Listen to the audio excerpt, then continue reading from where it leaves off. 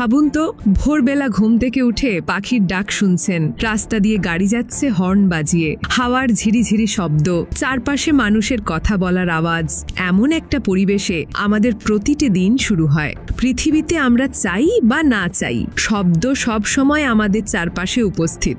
কিন্তু যদি হঠাৎ করে এমন কোনো জায়গায় পৌঁছে যান যেখানে একটুও শব্দ নেই, এমন এক নিস্তব্ধতা যেখানে নিজের হৃদস্পন্দনকেই একমাত্র শব্দ মনে হবে, সেটাই মহাকাশ, এক অদ্ভুত রহস্যময় নীরবতার রাজ্য।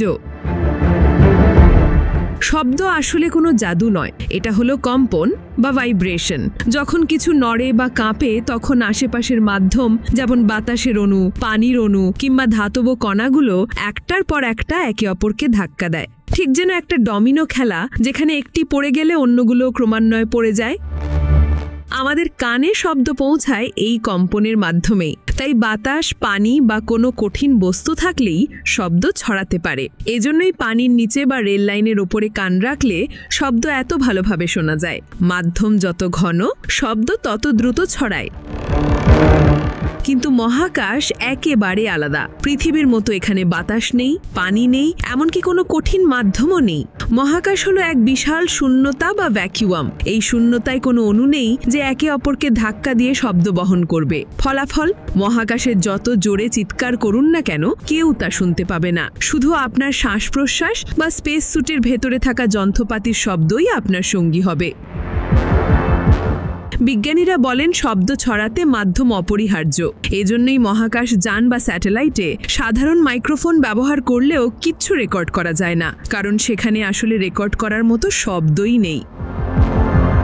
তবে পুরো মহাকাশ নিস্তব্ধ নয়। কিছু অঞ্চলে, যেমন সূর্যের চারপাশে বা ঘন গ্যাস মেঘে, অণুর উপস্থিতি থাকার কারণে কিছুটা তরঙ্গ তৈরি হতে পারে। কিন্তু সেই তরঙ্গ এতই ক্ষীণ ও ধীর যে মানুষের কানে তা শোনা সম্ভব নয়। শুধু বিশেষ বৈজ্ঞানিক যন্ত্র দিয়েই সেই ক্ষুদ্র কম্পন ধরা যায়।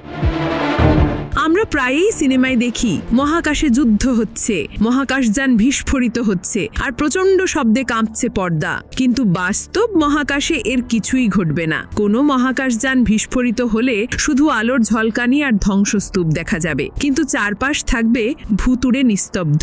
সিনেমার পরিচালকেরা আসলে দর্শকের উত্তেজনা বাড়ানোর জন্য কৃত্রিমভাবে সেই শব্দ যোগ করেন। বাস্তব মহাকাশের দৃশ্যটা বরং আরও বেশি রহস্যময়, আরও বেশি নিস্তব্ধ। তাহলে প্রশ্ন আসতে পারে, নাসা কেন মহাকাশের শব্দ প্রকাশ করে? আসলে এগুলো কোনো মানুষের কানে শোনা প্রকৃত শব্দ নয়। মহাকাশে বিভিন্ন বৈদ্যুতিক তরঙ্গ, রেডিও তরঙ্গ বা প্লাজমা ওয়েভ থাকে। বিজ্ঞানীরা বিশেষ যন্ত্র ব্যবহার করে সেই তরঙ্গগুলো সংগ্রহ করেন, তারপর তা মানুষের শোনার মতো ফ্রিকোয়েন্সিতে রূপান্তর করেন। এভাবেই আমরা ব্ল্যাক হোল, নক্ষত্র বা গ্যালাক্সির অদ্ভুত সুর শুনতে পাই। এগুলো আসলে এক ধরনের অনুবাদ, প্রকৃত শব্দ নয়।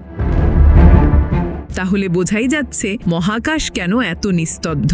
পৃথিবীতে আমরা যতই শব্দে ভরা থাকি, মহাবিশ্বের বিশাল ভ্যাকিউমে রাজত্ব করছে এক অদ্ভুত নীরবতা। হয়তো সেই নীরবতাই আমাদের মনে করিয়ে দেয় আমরা কত ছোট, আর মহাবিশ্ব কত বিশাল, রহস্যময় আর মানুষের কল্পনার বাইরে। যদি কোনোদিন আপনি সত্যিই মহাকাশে যান, তবে জীবনের সবচেয়ে নিস্তব্ধ মুহূর্তটাই উপভোগ করবেন সেখানে।